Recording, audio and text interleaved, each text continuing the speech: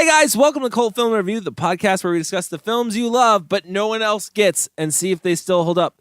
Tonight we're climbing into a bus, we're ditching our parents, and we're going to Camp North Star, a below-average camp with above-average hijinks, starring Bill Murray in his first starring role and directed by first-time director Ivan Reitman. So bust out your whistles, CITs, because we're starting the show. Your Hollywood system stole our sex and co-opted our violence, so there's nothing left for our kinds of movies. I did not hit her. It's not true.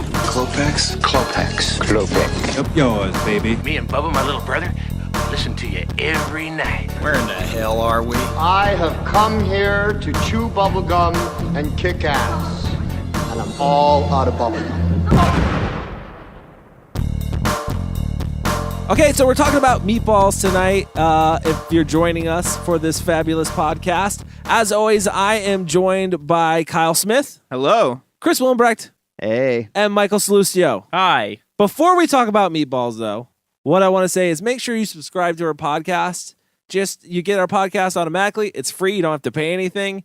And it's automatically downloaded. So just subscribe for us. Right, Chris? Yeah, and I was noticing we're fucking wiping your eye boogers. Pay attention. Listen, we're getting good ratings on iTunes, and it'd be awesome if we got a couple more ratings, good or bad. Yeah, I don't care. Yeah. Let us know what you think. That's what it's there for. Just be gentle. And be subscribe. gentle if you hate us. You know what? I don't mind. You know You what? sure? Just let us know. Let it Well, rip. what about Go ahead. What about my fragile ego? Well, I mean, there's nothing anybody can do about that. You know what they say about people like you? Who? What? Don't read the reviews. Don't read them. All right, so tonight we're talking about Meatballs. It was directed by Ivan Reitman. If you don't know what else he's directed movies like Stripes, Ghostbusters 1 and 2, Twins, and Kindergarten Cop. That's pretty good. Which one's Ghostbusters? Yeah, it's the one. I think that's the one. It's the one with Is Arnold that the one with all those Schwarzenegger? girls in it? Oh, just I heard it was a really bad movie I on like select that. sites. I like that you're making that joke on the tail end of us telling people, let us know anything that you think. Yeah, right. So Meatballs came out in 1979. It had a budget of 1.6 million. It was filmed in Canada. It made 43 million, and it has a 75% on Rotten Tomatoes. If you don't know what it's about a camp counselor named Trip who tries to help campers have a good time with his wacky sense of humor, but one camper named Rudy possesses a particular challenge as he has a self-esteem problem. Oh, Right. Which I feel like So do I. He poor plays, Rudy. He plays really well. He plays it very well. This was a hit. This movie was a big old hit. Yeah, 1.6 million to make this movie, and you made 43 million. Question: I don't know. I don't know this fact. Is this like one of the first summer camp movies? It's one of, according to Ivan Reitman, it is one of the first. It was being made at the same time as like two other ones, but this is the one that everyone knows. So I'm gonna say this is the one. Unless you count the Parent Trap. Nobody counts the Parent Trap. Oh, okay, then never mind. That only happens at the beginning of the movie, right? I think so. Yeah. So this is my pick. Cody, why'd you pick this movie? Thank you for asking. So why I picked this movie was because the actual genre that I wanted to pick, we couldn't find any of it streaming. So I went with another genre, which I think is a forgotten genre, which is the camp genre. Mm-hmm. There are Summer camp Yeah. genre. Summer camp. Or I've also heard it called the Jewish summer camp Is that genre. Is that- I'm is that serious. legit? Yeah, it's legit. no, there's different names for these Yeah. subgenres. Okay, well that's fine. There's nothing wrong with saying the word Jewish. Now, what is that? now, how does that play into like the battle with the rich kids at the end of all of these? Summer That's camp a movies? different. Well, I think that's a different theme that we'll talk about later. Oh on. no, I mean it That's also separate. it also kind of goes hand in hand though. In the 80s is a time where a little more racist than now, right? So the Jewish summer camp Was usually the goes nerd hand in hand with the nerd school that was never winning at sports. That was kind of Oh, that was a thing. no. That was a real thing. Come on, Morty owns it. Yeah. Yeah. Like Hey, I got a question. Is there any recent summer camp movies that have come out? that's what I'm saying. This is a dead genre. The other genre I wanted to do that we couldn't find movies for streaming. Yes, but Was the it dead genre? answer would have been yes. yeah. The There answer has is been? yes. They did a Red Hot American Summer, Oh, okay. but Yeah, then they yeah. just recently Did a kinda show revamped version of it. Yeah, Okay. but that's more of a parody of this. But as far as like an overall release of a movie, no. It's not like a genre that's on the rise. It's not No. coming back really. It Why not though? I feel like it. I feel like I think it might have been. I think it might have been like burned out. Yeah, like No, just- I have a question for you, and this will answer it. Who here's been to camp? Raise your hand. That's two. You've been to camp, both of you? Yes. That's Chris and yeah, Mike are holding my their hand is not Yes. up. Yeah. My I hand went is to not wait. up. Does 6th grade camp count? No. Yeah, because that was only like a week. You guys like I didn't go to a full summer camp. It was only just a few weeks. I kind of went to it was kind of a summer camp. It was like 2 weeks. Yeah, the same thing. Yeah. It was Well, like that's a summer camp, dude. Yeah, okay, yeah. Well, it was a church thing. It was Yeah, that Was it like a counts. church that camp? fucking yeah, counts. like I went Like you went on a bus Yeah, I went to yeah. Prescott and I stayed with a bunch of other people. in a Oh, cabin. I guess girls and guys. I and guess we stayed in I a did cabin, that. yeah. I did that in 6th grade, but like I said, it was only for a week. But yeah, we went up to Prescott. We stayed on like this fucking campground. I was like bunking with like 6 other people. Like Never. Nope. I don't. always You know, wished. you know what's That's funny is camp, I dude. don't remember really much of anything from it. Honestly, like nothing was interesting. It wasn't as exciting as some of the summer camp movies I've seen, but it was still really fun. I think if I ever have children, I definitely want them going to summer camp. See, Okay, go on. the reason I love summer camp movies is because I never got to go to summer camp. okay. And I always wanted to go to summer camp because of summer camp movies. And it's like, I feel like what you're telling me is summer camp is a little bit of a letdown. Like, there's not like. You could probably find like an No, adult summer camp there- for you. There's some that are probably modeled very closely after these movies. I would imagine. I want to be pushed around in a broken down Yeah, go kart Yeah, I feel like by a fat man. I feel like a summer camp that like you actually had to like pay like a real amount of money for would probably be fun, but like the 6th grade camp, like it was like a minimum fucking Yeah, you know? It yeah. was like it was the bottom of the barrel. If you're paying camps. like $1,000 a week, like if you went to Camp Mohawk. yeah, if you're going to Camp Mohawk, I mean, I actually took a trip to Look at this privileged motherfucker. I know. no, this son of a listen, bitch. this isn't really about me. I took a trip in my older years to like Ohio with a girlfriend. oh, Ohio. And we went to pick up like her nephew who was at a summer camp, and it looked exactly like what you see in the summer camp movies. And then someone said to me, who just said go to an adult summer camp? I said you could probably find an adult summer camp. I believe that's called a swingers camp. Hey, you know what? That's fine. This is we can talk semantics all we want here. Not only- okay, I but don't think it's semantics. I think it's a place where you Hold go on. to fuck other people's wives. hey, Not only did that exist, they also made a movie about it. bam. See, Cody, you're set. It's called City Slickers. That's basically adult camp. Yeah. Oh, that's true. That's kind of like a ranch. It's thing. like yeah. it's like a camp movie. Yeah. It really is. You know, Can we do that? I actually Can we thought do that? I actually What, thought raiding after cattle. No, I don't want to do that. We can find something that's less shitty. Like what? I don't know. Can we? Do you guys have sit in the air conditioning and talking to microphones camp? Hey, if I don't got to bring my gear, I'm down. I was just thinking like how old were the counselors and how can I be one? They So- were all around 16, 17. Yeah. So Yeah. the CTI stands You're a little old. Yep, definitely. or CIT. CIT stands for counselor in training. That's Right. like everybody in the movie that Bill Murray's basically hanging out with Yeah. is counselors in training. So they're all like probably like seniors in high school or They looked a around that lot age. older than that. Did they? Yes, Did they they really? Did they? I don't know. A few of them, a few of the kids at that fucking Mohawk summer camp had big old fucking mustache and beard and shit. Like, It's so true. oh, like, is this like one of those like Yeah. Benjamin Button Yep. situations? or so- The stomach was definitely not in high school. I'm pretty sure he was. All right, guys, let's take a break, and when we come back, we're going to talk more about Meatballs. It's the best darn camp there is. Well, are you connected with Camp Mohawk? Well, I think so. I'm the program director, Jerry Aldini. Well, how do you justify $1,000 a week? Well, we have some special programs. We're doing Shakespeare in the Round again this year, of course. Our political roundtable, Henry Kissinger will appear. Yasser Arafat is going to come out, spend a weekend with the kids, just rap with them. That's amazing. And the kids wanted animals, so this year each camper will stalk and kill his own bear in our private wildlife preserve. Are you sure the children can hack that? We'll see.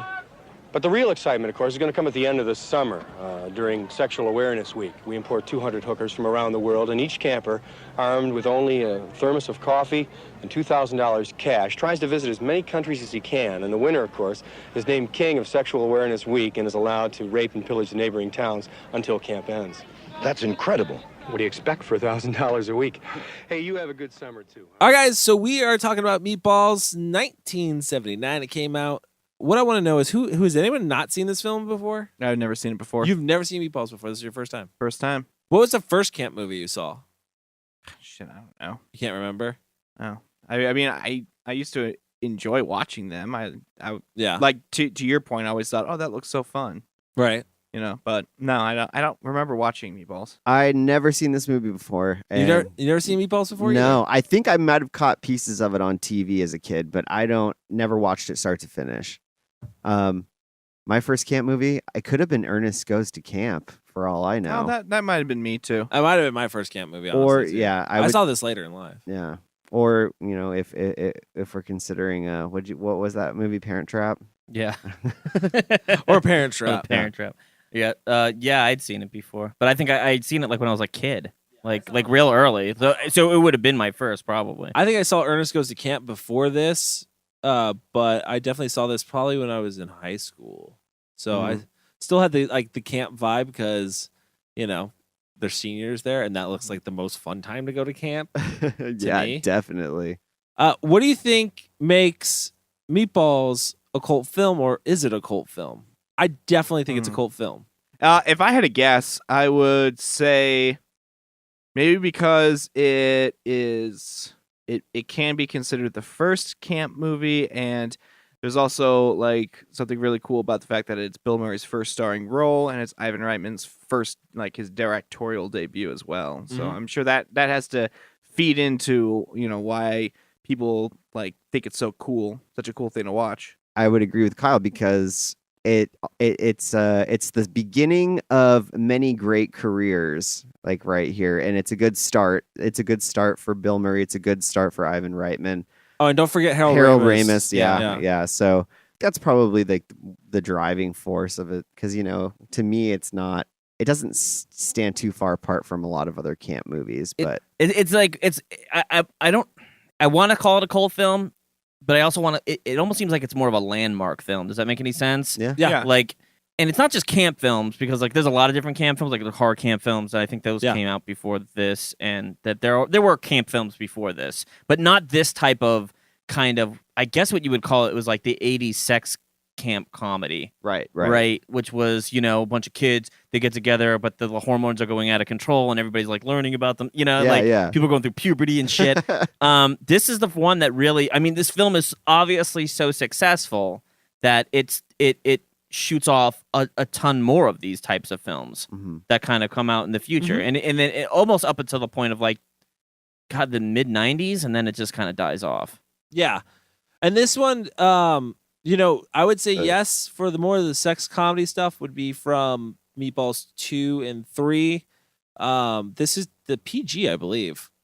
Yeah, you don't. But Oddly what I'm enough. saying is, you don't have to have actual. They obviously tried to push the envelope with it, with this genre. Well, this kind of brings me to a question that I was gonna ask later on, but I think it kind of goes to where I think you're headed. Okay. And it was did the 70s and 80s treat teenagers in a more honest way than they do in films today. And the reason I say that is because I felt like it's not so much that has sex comedy in it, but it has like the real life like drama of being a teenager, of like sex being the most important thing in your life at the time. Because I definitely feel like it wasn't so much.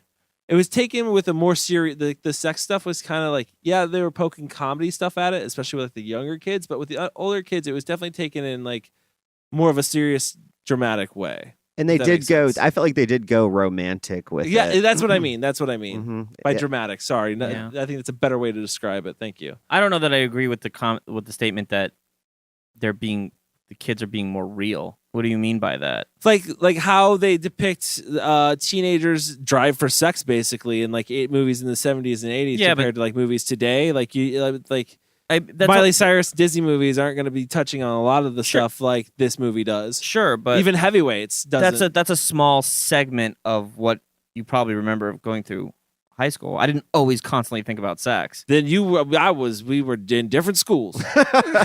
Really? Like you didn't worry about your grades. You didn't worry about having friends. You didn't worry about No.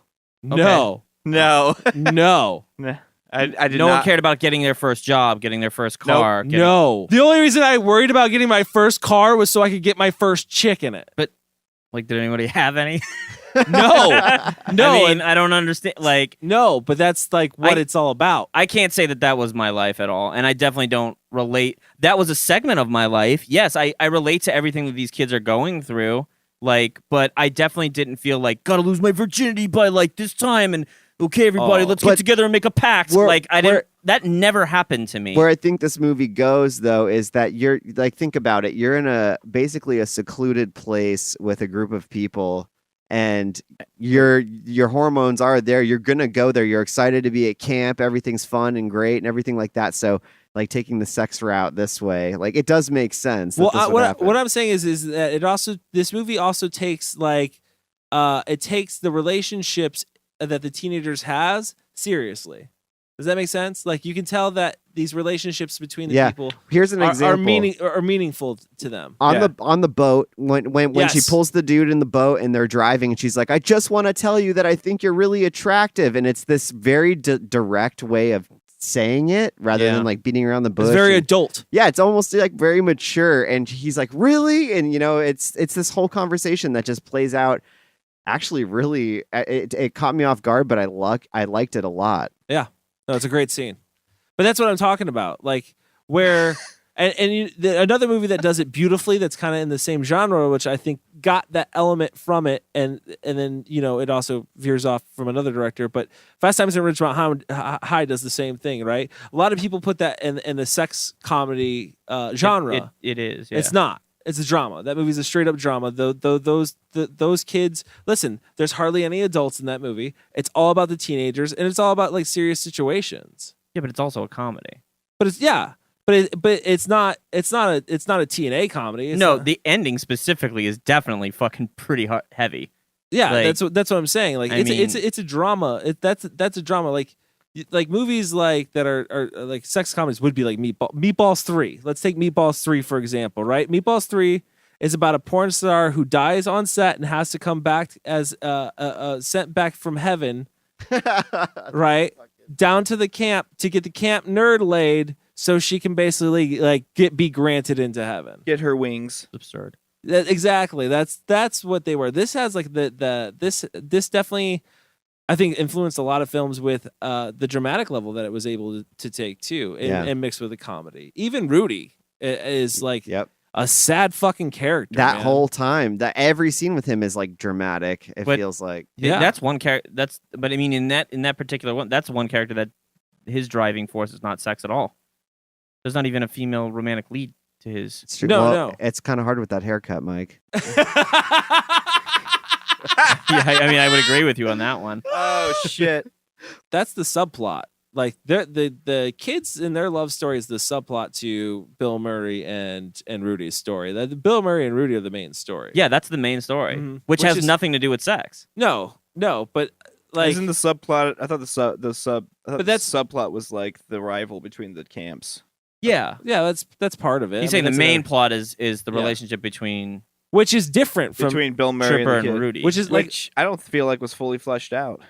I feel like it was like I almost felt like that whole relationship was just kind of thrown in there. Like it didn't feel natural. No scene when they were together really, honestly, to me, felt like a natural interaction between two people. Does that make sense? Rudy and Tripper? Yeah. I will disagree with you on that. Okay, why?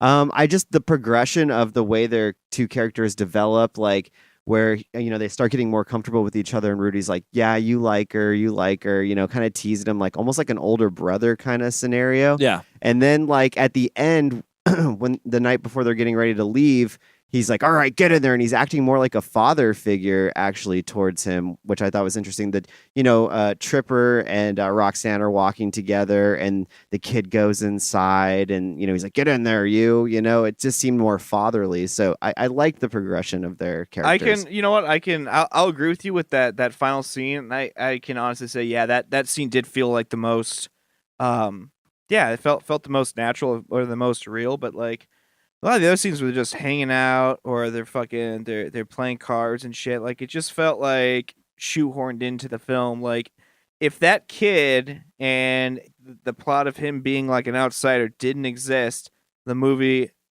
would have just still been okay. See, and I think that's how I feel about the rivalry between the two camps. That story kind of falls away for me. It just kind of pops up when it pops up, but it's the relationship that they build that I feel like there is more prevalent. Here's what I'll say. Here's what I'll say in agreeance and disagreements with you. Just who's you, Kyle? Sorry, I know I'm sitting over here pointing at him. Yeah, is that without Rudy's storyline? Like you said, you don't have. I don't think you have Bill Murray as like a leading role character, right? Because this, in my opinion, like that's the magical stuff is between him and Rudy in this movie. If you don't have that relationship, if you don't have that story at all, there is no story. It's just hanging out at summer camp. It's hanging out like it's little pieces here and there hanging out in summer camp. There's no cohesive story. There's no. I mean, you could still have the getting laid. Trying to get laid stuff and I mean, if you take a movie like American Pie, that is literally the actual plot of the movie is, hey, everybody, let's make a pact and let's get laid by the end of fucking like, yes, that happens, and then you have all these other side things that happen, but by the end of it, some people do, some people don't, whatever. Like there's a goal. It's almost like what is that? Like a road trip movie. Mm-hmm. Like you have a destination to get to, and you know where the destination is going to go. The question is, what's going to happen at that destination? Mm-hmm. This film is definitely about. Here's a camp counselor. He's definitely a little immature. He meets a kid, and now he's got to be a father figure to this kid, and he kind of grows up, and he gets the girl at the end of it. Like, that's the story. Yep. Honestly, I feel like you explained it way better than the film actually presented it. Oh, yeah. Like, the way you explained it, I'm like, oh, that makes so much sense. But, like, I don't know. It was just kind of lost on me in the film. I found myself the most bored during those scenes. So I don't know if it's just a victim of the writing or the acting or the pacing in that part, but I was just bored. Well, because this was used like in those scenes in particular were I think pretty well received because this was used basically to launch Bill Murray. Like this launched Bill Murray's career. Absolutely. Not just Saturday Night Live because he wasn't. I don't think he wasn't a big. No, he wasn't big at Saturday Night Live. This was This is the second year of Saturday Night Live. So 78 would be the first year of Saturday Night Live. Yeah. 79 would be the second year. They start filming this in 78 after Animal House had just. This was like a month after Animal House because Ivan Reitman wanted to direct Animal House. They wouldn't let him, so he produced it, and this was his answer to it. So this movie was made in like 5 months. Wow, which is pretty damn impressive. Yeah. But this was a launching point for Bill Murray. And I agree with that. I feel like if he had such a good on-stream chemistry with Rudy that. You think that's what helped propel him? Oh yeah, definitely, because it showed his range. It showed his range. He Definitely. could be the goofy, Definitely. wild guy, and he could calm down and be like the normal. He can I'm hold gonna hang film. out with this poor kid who has no friends. What does he say? As long as you make one good friend by the end of the summer, you're okay. Like, But it doesn't show. I mean, I'll talk. I mean, are we getting into like just Bill Murray's entire history right now? Yeah, we can. No, yeah. Okay. Here's the thing I feel about Bill Murray's career. There is like this bigger than life kind of person that we know from like, especially Caddyshack is the best one, where he's like, hey, go for him, like that whole thing. And that's him. That's kind of his like unbridled years of like, but I feel like later on in life, he really starts toning it down. I mean, up to the point now where he's almost like a dramatic actor, if anything. Now, if you look at him in roles, he kind of knows when to turn it on just at the right time. Like, he's cool about it. Right. Like, Ghostbusters is right that first start where it's not like the whole time Venkman just like, hey, everybody, we're going to go find the ghost. Like, he's not. No, he's totally downplayed, I feel like. He's very dry. Yeah. Right. And I feel like that becomes his standby kind of comedy that we know. This one, I felt like he's really, really big. Yeah. Really big. Not saying that there isn't obviously a lot of talent there. He makes this film. Like, what's this film without him? Yeah. Nowhere. But I feel like it's a good starting point to see where his career grows. I wouldn't say like this is a pinnacle of his career. No, either way. No way. Either way. But I would say he's big in the right places, and then he tones it down with Rudy when he's with Rudy. I feel like even with Rudy, he's a little. Well, here's the thing, like too, that's kind of like different than other movies that spawned off of this genre because of this too. It's like, except for camp movies always have the one guy, but there's always like the one cool adult. I guess I wish there was more. I didn't feel like there was enough. Well, Rudy's very shy, so it's hard to get him on camera. Yeah, but I mean, even like for the most part, I'd say like 70% of the scenes with Bill Murray are just in his thing, unless they're jogging, and it's just kind of like, I guess I wanted to see Rudy's development a little bit more, because he's really, for the most part, he remains a very, very shy kind of person, even up to the point where he's nominated to run the 4-mile run or whatever, and he still isn't even like fully come out of his shell. Like, the only time you think he's coming out of his shell is like the last 10 minutes when he walks into his cabinet. It's like, hey, Rudy's here, and then like some kids talking to him like when they're getting on the bus, and that's it. Like, you don't see the development of that character. He still doesn't have self-esteem basically until he wins that race. Like, he doesn't even believe in himself. But Bill Murray does. I'm just saying, I wish I saw more of it. That's all I was hoping for. I got you. No, I know what you mean. But then you wouldn't get Spaz, right? I definitely liked Spaz way more. There'd be less Spaz time, and there just needs to be more Spaz time. I loved his friend, how he kept egging him on. Held hands? Like, you held hands? That's great, man.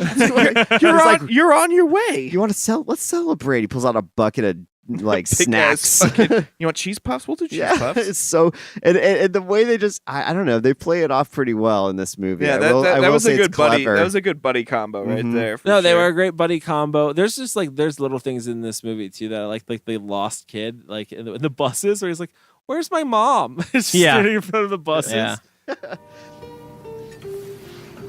This is the best damn food in the whole Two Pines area. Not surprised you found this place. I had you pegged for a gourmet first time I met you. You know, that's a smart move, bringing a suitcase. You don't want to be leaving a lot of valuable socks and underwear around camp where people can rustle around in them when you're out on the town. Thank you. You like ketchup? I'm going away. You going to Vegas? If you're going to Vegas, man, I would be up for it because I love that town. I'm a party guy. I love that town.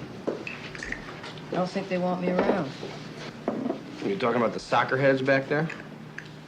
Well, that's life in the fast-paced, slam-bang, live on the razor's edge, laugh in the face of death world of junior league soccer.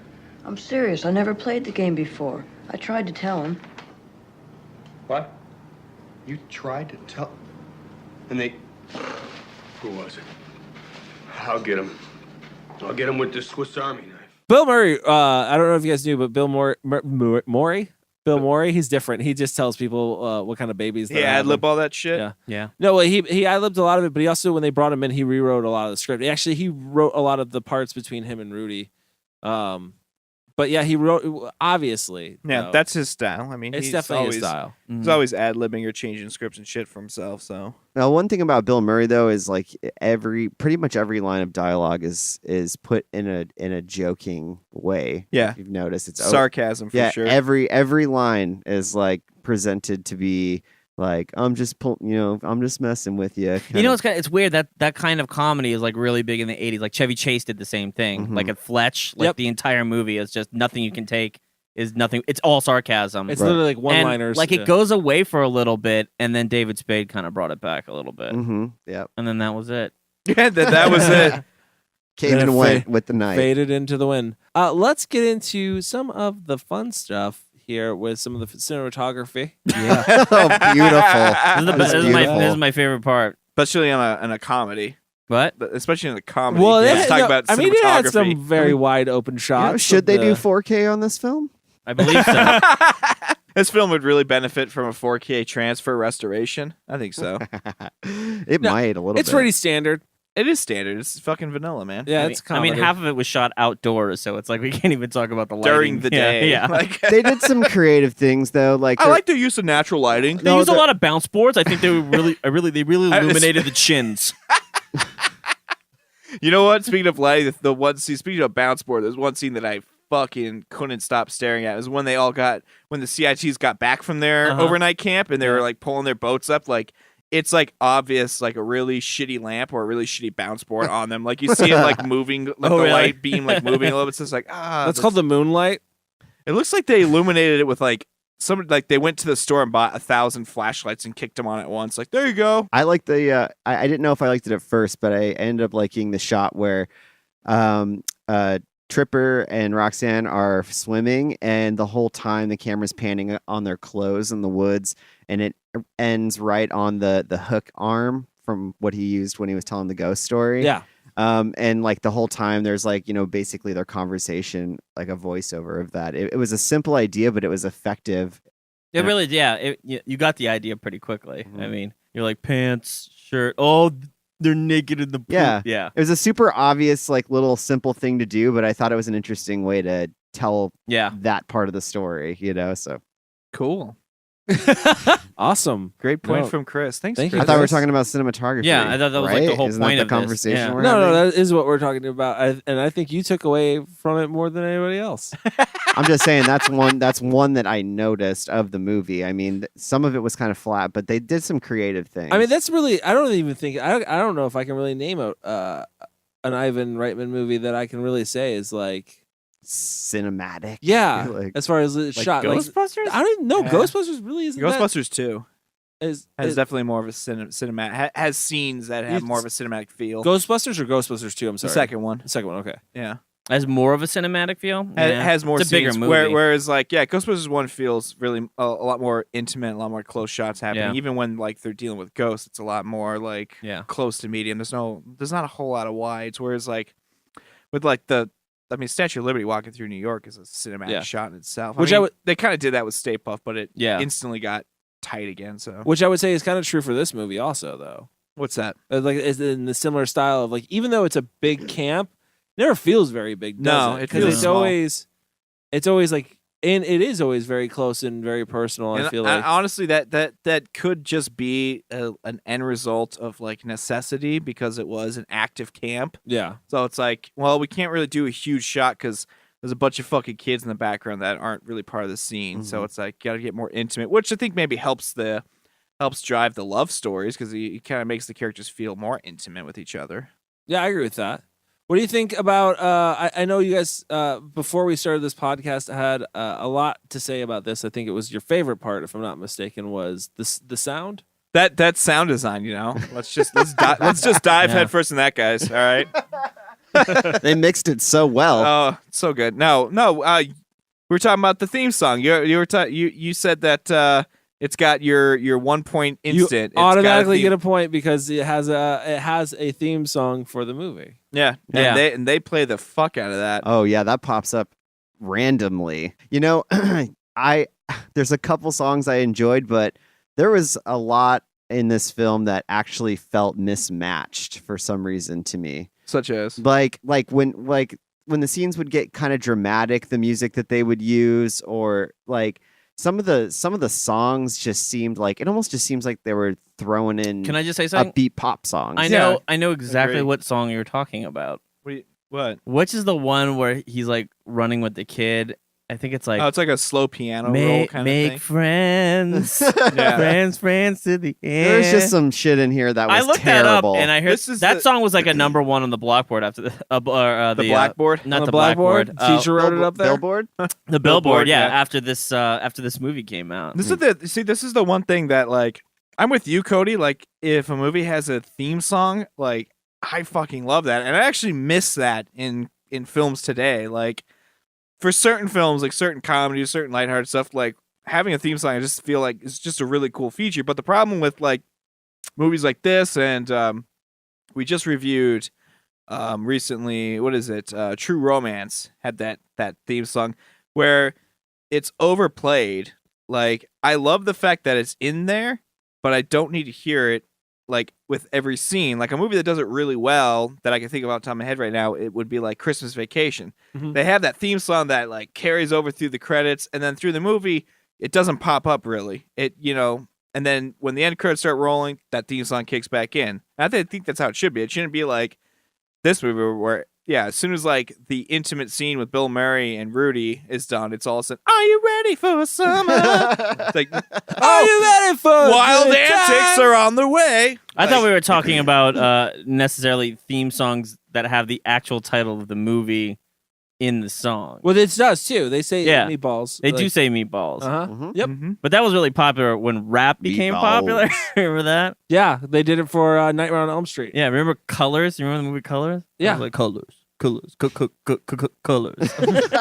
That was like 80s, man. You had to get the theme. You had to get the title of the film and the theme song, Yeah. man. Yeah. That's a what I missed. long I lost missed art. that. I missed that.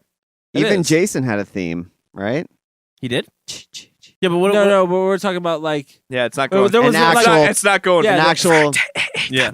Yeah, there was another like. Yo, "Watch Kyle, what out, day is it? kids!" It's Friday, but what day? 13th. Now I don't know. They tried to do it with some of them. Like Alice Cooper did a song for one of the Friday the 13th called like "Man Behind the Mask" or something. You know, they Yeah, try to like do stuff shit like I do that. remember that. Yeah, Yeah. I actually just listened to that the other day. So odd you brought that up. Well, that's also like maybe that might be like, even though this is 79, that might be a difference between like 70s and 80s still too, because that's another thing like this movie is missing. That's like a staple in 80s movies, which is like a band. Yeah. Like, just a random band playing somewhere. like I'm surprised there wasn't a camp band. Well, you there know, actually or was. something. It was the North Star Camp Kids. They sang Oh yeah, that. they sang actually they did sang sing the that song. That's true. Yeah. Well, shit. Well, shit. Favorite character besides Bill Murray? Morty. Oh, Morty's a good character, man. Yeah, he's Morty's fucking funny. great. And when they keep on like putting him in different places I love to wake that. up. Oh, when he's hanging from the tree was It's the best, dude. fantastic. I don't know that was really good. I would say if I had to pick a second best, it's definitely floating on the lake At the end, Yeah. he like takes his shirt off and jumps in the water, and then just gets immediately back on the raft. So good. I'd say Morty or Spaz for me. I don't even know this kid. Who was the kid with the? He had like the white curly hair, the blonde curly hair. He was the one that was in the boat, and he was like Is that really excited. Hardware? No, it wasn't No, it hardware. wasn't Hardware. It's, oh god, I can't remember his name. Bobby. Was it Bobby? Bobby's his real name. Mickey? But he goes by a different name. Crockett. Crockett. It's Crockett. Okay, I liked him. I actually liked his presence. Like I thought he was a really good actor. Like No, I thought he he was is. solid. I believed him. mine would be between Spaz and Fink. Yeah, Spaz and Those Fink are great- They're great both Like there's solid just, characters. especially like when they're like they're underneath the girl's cabin basically. Yeah. Trying to listen in. Yeah, that's Like- that's the funny thing. There wasn't actually any cracks where they could like peep in. They were just Nothing. listening. They're just listening. Listening to them read a romance And he's like, novel. I think I'm getting a boner. Yeah, I think I'm getting a boner. I laughed, dude. Yeah. So good. I don't know. They cracked me up. They're- Just like he's like they are staring at you. His flies down. Like just everything about it. I just loved how Fink would always, be like, she totally wants you, man. She totally wants it. Yeah, no, like, yeah. encouraging his friend, I love 'Cause I you know got- that was awesome. you got to build him up. Yeah, exactly. You got to build him up. Yeah, and he was like excited when he's like, tell me all about it. What do you guys think about like just the writing? Was it too much subplot? Yeah, it kind of they don't really. There's not really a real central. The central story It's kind of gets lost like, in There's everything not like else. a real. I don't feel like there's a real like conflict per se that There's needs re- to be overcome in that. It's just Rudy's self. It's more of like a battle inside Rudy himself Personal rather than conflict, a yeah. personal Yeah. conflict.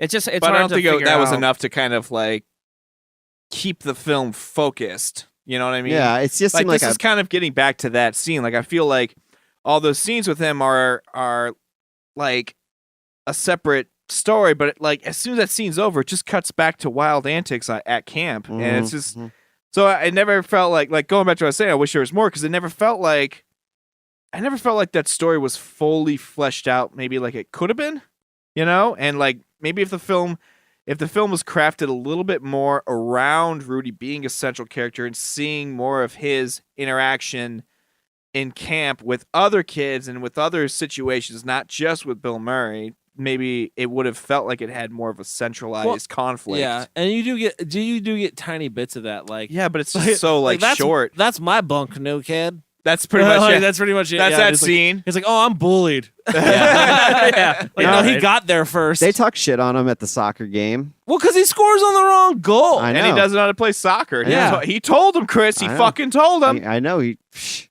Soccer heads. That was like a fucking weird quote. The soccer heads. Is that a thing? Look at those steaming weenies. And you know what they're saying, Larry? They're saying, this is the year that Fink beats the stomach. No, it's a couple of guys over here, but they're saying it. No! Save it. Save it for this guy.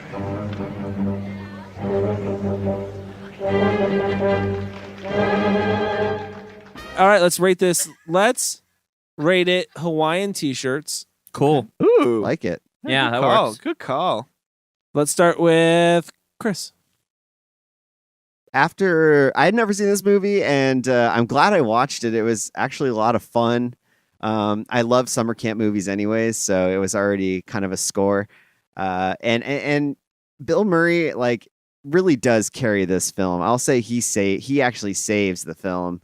After my first watch, I kind of wasn't that impressed, but then after giving it like a day of thought, I came away from it and I'm like, you know what? I actually really did like that movie.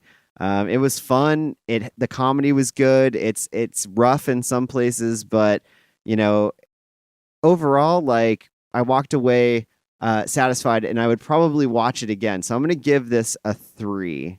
3 Hawaiian t-shirts. Let's go with Mike next. Yeah, I'm gonna give this a 3 as well. I really like Ivan Reitman films, like just in general. I actually do. I know we kind of picked it apart a little bit in terms of it not being focused, and having a lot of stuff going on. Mm-hmm. But I feel like a lot of his films are like that. You know, like Stripes is like that a little bit. Like, so I've always liked that. This falls below those films, without a doubt. But it's a pretty solid entry in the old Ivan Reitman canon. So yeah, I give it the old 3. The old 3. The old 3. The old 3. The old 3. Not the new 3, the old 3. Kyle? This is my first time watching it, and I enjoyed watching it. I'm only going to give it a 2.5, though, because where I enjoy this film as setting up future films or future films in this style, I feel like the other ones kind of perfected it, did it better. I do love the fact that it's Bill Murray's first starring role, and he's pretty damn good in it. His comedy has definitely changed through the years. It's definitely more aggressive and in your face, kind of, be as loud as possible, but it's still good. So I'll go next because I'm the last one. I will also actually give it a 3. It's a solid, fun movie, but it's definitely not. It's not Ghostbusters. It's definitely not Ivan Reitman's other movies. This is a movie that they made in 5 months that they got really lucky with. It's fun, it is, but in my opinion, it has some pacing issues. The second half of the film definitely drags quite a bit, but it is fun, especially when Murray's on screen. The kids are fun, and they're all done in a realistic way. Something Ivan Reitman I don't think gets enough credit for is his characters are charismatic but realistic. And I think that's the charm of his movies and why people kind of tend to go towards his movies. All right, guys, that's our show. That's it. That's it for this week. So make sure you subscribe to the podcast. Remember, that helps us out a bunch. Leave us some comments on the iTunes. That helps us out a bunch, too. And then make sure you follow us on social media at coldfilm_review. You can also follow us on Twitter and Instagram with that. Then you can follow us on Facebook. And then you can go to our website. You can go to our brand new website. It's no longer a live journal. You can find all of our podcasts and all of Mike's articles and everything right there. Easy. So just go to it. It's awesome. And Kyle put a lot of work into it and is getting kind of upset because you guys aren't doing your part. You son of a bitch. And putting a lot of work in and going to the website. So we need you to do that for us, okay? Jesus Christ. Got serious as fuck right there. God damn. No, I feel like people don't like our shit, blame the audience. No, like what I like to do is I would like to sit down with our audience and have a audience review. And it's not, you want to sit down and rap with them for a little yeah, bit? Audience and review. Yeah, it's not going to be a good one, guys. Sounds involved. No, I'm just kidding. I'm just kidding. You don't have to do any of that. You can follow Kyle at. You can follow me, cultfilm_Kyle on Instagram. You can follow Chris at. Cultfilm_Chris on Instagram. You can follow Mike at Mike Salustio on Twitter. You can also follow me on Instagram at VHS Collect. And just remember, guys, if you're going to join a cult, make sure they watch good movies. We'll see you next week.